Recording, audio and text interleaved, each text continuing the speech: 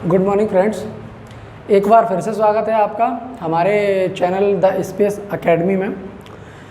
आज हम बात करेंगे आपसे एक नए टॉपिक के बारे में। जैसा कि आप लोगों ने मध्य प्रदेश को 1956 के बाद जो पुनर्गठन था, 1956 में जो मध्य प्रदेश का गठन हुआ उसके बाद की सारी जानकारियाँ आप लोगों ने पढ़ी हैं। लेकिन आज हम आपको थोड़ा सा पीछे लेके चलते हैं कि आखिर मध्य प्रदेश 1956 में जब गठित हो गया उससे पहले कैसा था। मतलब भारत की आज़ादी के बाद मध्य प्रदेश 1947 से और 1956 तक मध्य प्रदेश की क्या स्थिति थी, क्या राजधानियाँ थी, क्या आपको लगता है कि मध्य प्रदेश का तब कोई राज्य के पशु पक्षियाँ ये सब था नहीं था, या आपको कोई जानकारी नहीं है? क्योंकि आपने मध्य प्रदेश को 1956 के बाद से बहुत गहराई से पढ़ा है। लेकिन आज हम आपको जानकारी देंगे कि मध्य प्रदेश 1956 से पहले यानी कि 1947 के बाद, आज़ादी के बाद मध्य प्रदेश किस परिस्थिति में था, मध्य प्रदेश का विस्तार कहाँ कहाँ तक था, कौन सा राज्य मध्य प्रदेश में सम्मिलित था, मध्य प्रदेश की जो सीमाएँ हैं वो किस किस राज्य को छूती थी, कौन कौन से राज्य मध्य प्रदेश को स्पर्श करते थे। आज इसके बारे में हम बहुत ही गहराई से अध्ययन करने वाले हैं। तो सबसे पहले हम आपको एक छोटी सी जानकारी से शुरुआत करेंगे कि मध्य प्रदेश का क्षेत्रफल। चूंकि आपने मध्य प्रदेश का क्षेत्रफल पढ़ा है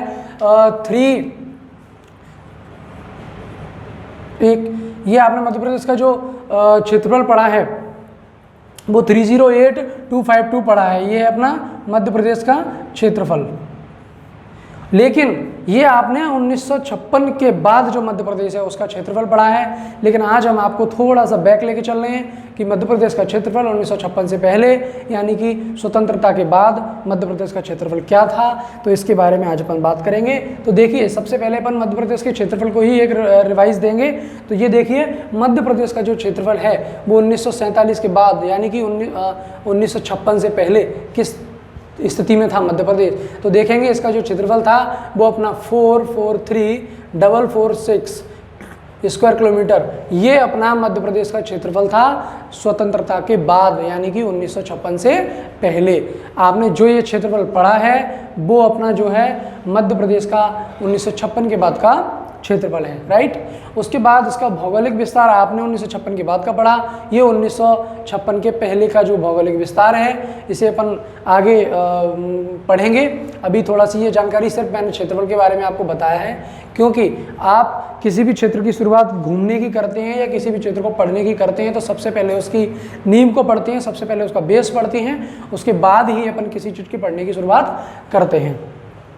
तो ये तो अपनी क्षेत्रफल की बात है, ये अपनी क्लियर हो जाती है। लेकिन अब अपन सबसे पहले अपन बात मध्य प्रदेश की एक नज़र डालेंगे कि मध्य प्रदेश कितने भागों में विभाजित था, मध्य प्रदेश कौन कौन से भाग कहाँ कहाँ किस किस की राजधानियाँ थी, उसके बारे में अपन छोटा सा एक टॉपिक देखेंगे। सबसे पहले अपन बात करेंगे कि मध्य प्रदेश को 3 पार्ट्स में डिवाइड किया गया था, भाग ए, बी और सी में।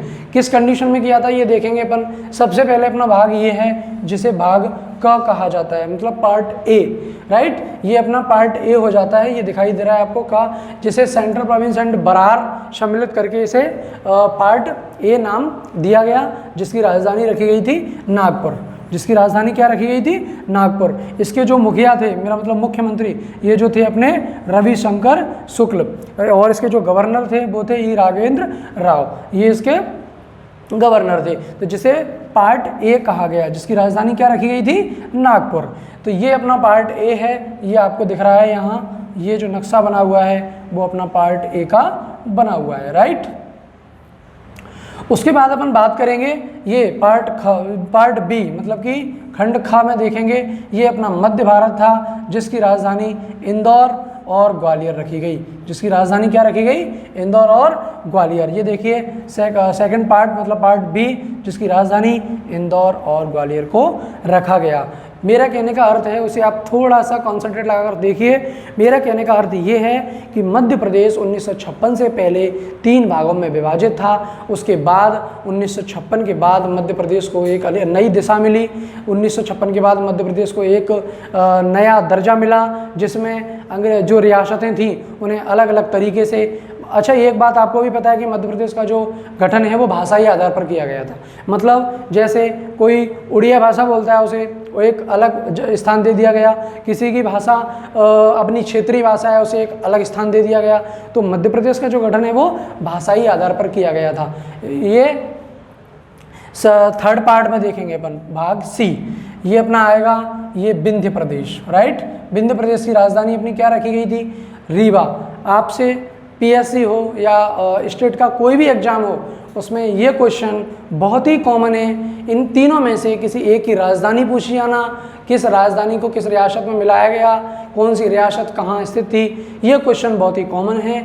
इसलिए यहाँ पे ये मध्य भारत और सेंट्रल प्रोविंस एंड बरार में विंध्य प्रदेश, ये ABC जो पार्ट है इनकी जो राजधानियाँ हैं इनके ऊपर एक क्वेश्चन कंपलसरी बनता है, ठीक है। उसके बाद अपन छोटा सा एक टॉपिक और देखेंगे कि भोपाल को किस तरीके से, देखिए ये अपन भोपाल की बात कर रहे हैं, राइट। तो भोपाल एक स्वतंत्र राज्य रहा, तो 1949 तक स्वतंत्र राज्य रहा। कब तक रहा, 1949 तक भोपाल को स्वतंत्र राज्य रखा गया। शासक कौन थे इसके, ये थे अपने नवाब हमीदुल्लाह खां, ये इसके भोपाल के शासक थे। उसके बाद भाग ग में मिला दिया गया, कहाँ मिला दिया गया, पार्ट सी में, ये अपना पार्ट सी में मिला दिया। 1 जून 1949 को मिला दिया गया। इसके जो सीएम है वो डॉक्टर दयाल रखे गए, इन्हें सीएम घोषित किया गया। तो भोपाल को जो है पार्ट सी में मिला दिया गया। अब ये पार्ट सी में किसे मिलाया, भोपाल को। अब पार्ट ए की अगर बात करें अपन, ये देखिए पार्ट ए, तो पार्ट ए में ये CP, central province and Berar, Mahakoshal और छत्तीसगढ़ को मिलाकर पार्ट ए घोषित हुआ, जिसकी राजधानी आपको मैंने अभी बताया था नागपुर रखी गई, और उसके जो सीएम है वो रविशंकर शुक्ल थे, राइट। उसके बाद अपन बात करेंगे पार्ट बी, मतलब कि भाग ख। इसे 28 मई 1948 में मध्य भारत में मिलाया गया। मध्य भारत में जो है स्थापित हुआ भाग बी, राइट। भाग अपना कितना था, खंड सी, ठीक है, का खा। उसके बाद अपना आता है, इसका नाम रखा गया था मालवा यूनियन के नाम से भी इसे जाना जाता था। किसे, भाग ख को किसके नाम से जाना जाता था, मालवा यूनियन के नाम से, ठीक है। तो ये अपन ने बात करी part A, part B, part C, ये तीनों रियासतें अलग अलग थीं, जिनमें अलग अलग रियासतें मिलाई गई और इसे संपूर्ण मध्य प्रदेश कहा गया था। उसके बाद सबसे पहले एक देखेंगे मध्य प्रदेश का, अभी अपन ने जो नक्शा देखा था वो सिर्फ का देखा था। उसके बाद ये देखिए ये अपना ग, ये इसका ये नक्शा रहेगा। उसके बाद ये अपना आएगा ख, ठीक है, ये अपना नक्शा हो गया ख का यहाँ तक। अच्छा, आज की जो परिस्थिति में है, मतलब सन 2000 के बाद 1956, तो मध्य प्रदेश की जो सीमा है वो कितने राज्यों से टच होती है, 5। लेकिन यहाँ देखिए मध्य प्रदेश की जो सीमा है वो 7 राज्यों से टच होती थी। कैसे, सबसे पहले ये देखेंगे राजस्थान से टच थी, जो आज भी है। उसके बाद गुजरात से थी, आज भी है, महाराष्ट्र, इसके बाद एक आंध्र प्रदेश, मतलब कि 1956 से पहले ये इन सीमा ये राज्यों से भी टच होती थी, और एक ये उड़ीसा और ये एक छत्तीसगढ़ ऑलरेडी यहाँ टच होता ही था, राइट। तो ये अपने 7 राज्यों से टच होती थी। इधर ये अपना उत्तर प्रदेश उत्तर में था, ठीक है। और आज की डेट में 5 राज्यों से मध्य प्रदेश की सीमा टच होती है, राइट। उसके बाद अपन एक छोटा सा भाग ये देखेंगे, 1 जनवरी 1950 को इसे दर्जा दिया गया भाग गा को। भाग गा जब बनाया गया, मतलब पार्ट सी, जिसे 1 जनवरी 1950 को दर्जा भाग सी का दिया गया, पार्ट सी बनाया गया, जिसमें रियासतें मिलाई गई थी। बघेलखंड एंड बुंदेलखंड की रियासतों को 12 मार्च 1948 में और मिला दिया गया। 12 मार्च 1948 को बुंदेलखंड और बघेलखंड की रियासतों को मिलाकर और पार्ट सी अपना तैयार कर दिया गया। उसके बाद ये अपना विंध्य प्रदेश, अब अपन विंध्य प्रदेश की छोटी सी बात करें तो विंध्य प्रदेश में नई रियासतें जोड़ी गई थी 4 अप्रैल 1948 को। किसमें, विंध्य प्रदेश में 4 नई रियासतें जोड़ दी गई 4 अप्रैल को विंध्य प्रदेश में नई रियासतें, 35 रियासत नई मिलाकर इसे देखिए, इसे एक रीवा और एक भोपाल मिलाकर ये विंध्य प्रदेश बना दिया। उसके बाद ये इसका भोपाल और इसके भी ये शंभुनाथ थे और इसके शंकर दयाल शर्मा थे। ये भाग गा को 2 पार्ट्स में डिवाइड किया गया। नंबर 1 रीवा, उसके बाद रीवा राजधानी, उसके बाद भोपाल एक अलग, और विंध्य प्रदेश और भोपाल ये बनाकर उन्होंने शंभुनाथ और डॉक्टर शंकर दयाल शर्मा को मुख्यमंत्री बना दिया। तो ये अपना आज की बात अपन ने करी, ये इसका मध्य प्रदेश की सीमा, मध्य प्रदेश की सीमा कितने राज्यों से कहाँ टच हो रही है, और इसका एक विस्तार भी अगर देखा जाए, आज अपन पढ़ते हैं तो 870 और 605 पढ़ते हैं, लेकिन तब अपना जो विस्तार था वो ईस्ट से वेस्ट तक 996 किलोमीटर स्क्वायर था, और उसके बाद north to south 1127 kilometre square था, राइट, 1127 किलोमीटर। ये यहाँ से यहाँ तक नॉर्थ साउथ जो अपना फैलाव था, विस्तार था, और ये अपना ईस्ट टू वेस्ट का जो विस्तार था वो यहाँ था। तो ये वाला जो टॉपिक है ये बहुत ही महत्वपूर्ण टॉपिक है, क्योंकि इससे 2 या 3 क्वेश्चंस प्रत्येक पृथ्वी परीक्षा में आपसे पूछे जाते हैं।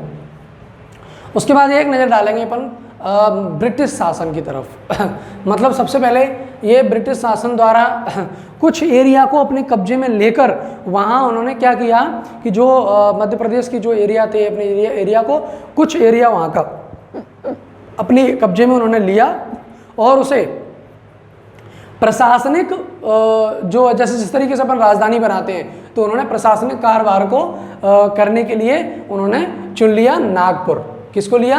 नागपुर को, जो अपनी जो है भाग क की राजधानी थी। तो ये देखिए अंग्रेजों द्वारा 11 दिसंबर 1853 को अंग्रेजों द्वारा नागपुर को अपने अधीन कर लिया। ये देखिए नागपुर अपना दक्षिण पूर्वी भाग है, ये देखिए इन्होंने नागपुर को अपने अधीन कर लिया और इन्होंने ऐसे अपना जो प्रशासनिक कार्य रहते हैं उसे करने का एक स्थान बना लिया। उसके बाद 2 नवंबर 1861 को सेंट्रल प्रोविंस एंड 24 अक्टूबर 1936 को बरार प्रांत का गठन कर दिया। राइट। उसके बाद देखेंगे स्वतंत्रता पूर्व, ये देखिए ये दोनों का गठन की ये जो डेट है इसे आप रिवाइज में दे सकते हैं। उसके बाद ये देखिए नेक्स्ट पॉइंट है अपना स्वतंत्रता पूर्व Madhya Pradesh central India agency एवं सेंट्रल प्रोविंस तथा बरार में विभाजित था। सबसे पहले मध्य प्रदेश अपना ये 3 चीज़ों में विभाजित था। एक तो था अपना central India agency, central province and Berar में ये विभाजित था। प्रशासनिक केंद्र बना डाला उन्होंने किसको? नागपुर को। किसको बनाया प्रशासनिक केंद्र? नागपुर को। उसके बाद 1947 के बाद Madhya Pradesh, central province and Brar और भोपाल, ये तीनों को क ख ग तीनों में विभाजित कर दिया, तीनों में विभाजित कर दिया। उसके बाद अपन बात करेंगे 29 दिसंबर 1956 की। तो 29 दिसंबर 1956 को राज्य पुनर्गठन आयोग की स्थापना की गई, जिसके जो अध्यक्ष हैं उन्हें चुना गया सैयद फजल अली। सैयद फजल अली को इसके अध्यक्ष चुना गया। राइट। उसके बाद 1956 की बात आती है, जिस तक अपन ने मध्य प्रदेश को पढ़ा 1947 से लेकर 1956 तक। तो अब बात आती है अपनी 1956 की, 1956। तो देखिए 1956 में क्या हुआ, भाषाई आधार पर राज्यों का पुनर्गठन कर दिया। भाषाई आधार पर मतलब जो दक्षिण में स्थित विदर्भ और नागपुर को महाराष्ट्र में मिला दिया, मतलब भाषाई आधार पर कर दिया। तो इस मुख्य पॉइंट को आप अच्छे तरीके से देख सकते हैं कि मध्य प्रदेश का जो विभाजन है वो किस आधार पर किया गया था? भाषाई आधार पर। मध्य प्रदेश का जो विस्तार है, मध्य प्रदेश का जो गठन है वो भाषाई आधार पर रियासतों को छूट दी गई कि जिस भाषा का जो रियासत है वो अपनी अपनी रियासतों में जाके मिल सकता है, अन्यथा वो स्वतंत्र भी रह सकता है। उसके बाद 3 मुख्य बिंदुओं पर बात करेंगे। ये अपने प्रमुख बिंदु हैं, ये देखिए। सबसे पहला है हिंदी भाषा के क्षेत्र को मध्य प्रदेश में रखा। सबसे मुख्य पॉइंट है आपको कि अगर आपसे परीक्षा में पूछा जाता है कि हिंदी भाषा का जो क्षेत्र था, मतलब हिंदी भाषा के जो क्षेत्र थे उन्हें क्या मध्य प्रदेश में रखा गया या मध्य प्रदेश से बाहर रखा गया, तो आपका ये आंसर होगा कि उन्हें मध्य प्रदेश में रखा गया। उसके बाद विंध्य प्रदेश तथा भोपाल को मध्य प्रदेश में ही रखा। विंध्य प्रदेश को तथा भोपाल को मध्य प्रदेश में ही रखा गया। ठीक है। तो आज हमने बात की मध्य प्रदेश को 1947 से 1956 तक। हालांकि इसमें हमने संपूर्ण गहराई से आपको प्रत्येक टॉपिक को क्लियर नहीं कराया है, क्योंकि नेक्स्ट पार्ट में इसका जो बचा हुआ मटेरियल होगा उसे हम आपको नेक्स्ट पार्ट में ज़रूर देंगे। तब तक इस टॉपिक को आप बहुत अच्छे से क्लियर करें। यदि इसके बाद कोई आपका डाउट है या कोई क्रॉस क्वेश्चन है या कोई कन्फ्यूज़न है तो आप कमेंट करके ज़रूर बताएं, ताकि हम बेटर से बेटर आपको दे सकें। एक छोटी सी नज़र डालेंगे आधुनिक काल पर। राइट। ये अपना आधुनिक काल है। इसमें क्या है, अपन को एक रिवीजन का मौका मिला। जैसे कि वर्ष 1853 में क्या था, central India agency, central province तथा बरार के रूप में था। मध्य प्रदेश 3 पार्ट में था, लेकिन इसे पार्ट नाम नहीं दिया गया था क्योंकि वो अपनी वर्ष थी 1853। उसके बाद वर्ष आई 1947। तो 1947 में भाग का, ख और ग तीनों में विभाजित कर दिया तथा भोपाल को स्वतंत्र राज्य बनाया, भोपाल को स्वतंत्र रखा गया। उसके बाद बात आती है 1956 की। तो 1956 में मध्य प्रदेश के कुछ क्षेत्र राजस्थान को दे दिए गए और मराठी भाषाई क्षेत्र महाराष्ट्र को दे दिए गए। तो ये अपना कब हुआ? 1956 में। उसके बाद 1956 के थोड़ा सा बाद अगर अपन आए तो ये 1 नवंबर 2000 की बात आती है, जिसमें मध्य प्रदेश को छत्तीसगढ़ से अलग कर दिया गया। मध्य प्रदेश से छत्तीसगढ़ बिल्कुल अलग होकर एक वर्तमान स्वरूप अस्तित्व अपनाया गया। तो ये अपना कब हुआ था? 1 नवंबर 2000, राइट। उसके बाद हम आपसे कुछ ऐसे टॉपिक शेयर करेंगे जो कि नेक्स्ट वीडियो में करेंगे। इस क्लास में हम सिर्फ इतना ही बताया है। उसके बाद अपन बात करेंगे भाग का में कौन सी रियासत में लाई गई थी, और भाग खा में कौन सी रियासत, और भाग गा में कौन सी रियासत। इन तीनों की रियासतों को विथ डिटेल आपको नेक्स्ट वीडियो में देंगे। तब तक के लिए आप इस टॉपिक को बहुत ही अच्छे तरीके से क्लियर कर सकते हैं। मैं जानता हूं कि अगर कोई आपका क्रॉस क्वेश्चन है या कोई कन्फ्यूजन है तो आप कमेंट जरूर करें, जिससे कि हमें भी ये क्लियर नहीं हो पाता है कि आपके क्या डाउट्स हो सकते हैं। तो हो सकता है कि हम आपको इतनी ज़्यादा डिटेल्स में नहीं दे पाते हों, लेकिन यदि आपके क्वेश्चंस क्रॉस होकर आएंगे तो हम बेटर से बेटर आपको क्लास प्रोवाइड करेंगे। तो आज का अपना जो वीडियो है, आज का जो अपना क्लास है वो यहीं समाप्त होता है। अपनी नेक्स्ट मुलाकात नेक्स्ट वीडियो में होगी। तब उस वीडियो में आपको ये पार्ट 1, पार्ट 2, पार्ट 3 इन तीनों पार्ट्स की जो रियासतें हैं, जिन जिन में रियासतें मिलाई गई हैं, उन रियासतों के नाम बिल्कुल बरकरार बताए जाएंगे। तब तक आप अपना ख्याल रखें और हमारे चैनल को सब्सक्राइब जरूर करें, ताकि आगे का जो पार्ट 2 है इस वीडियो का वो आप तक सबसे पहले पहुंचेगा, राइट। बहुत बहुत धन्यवाद।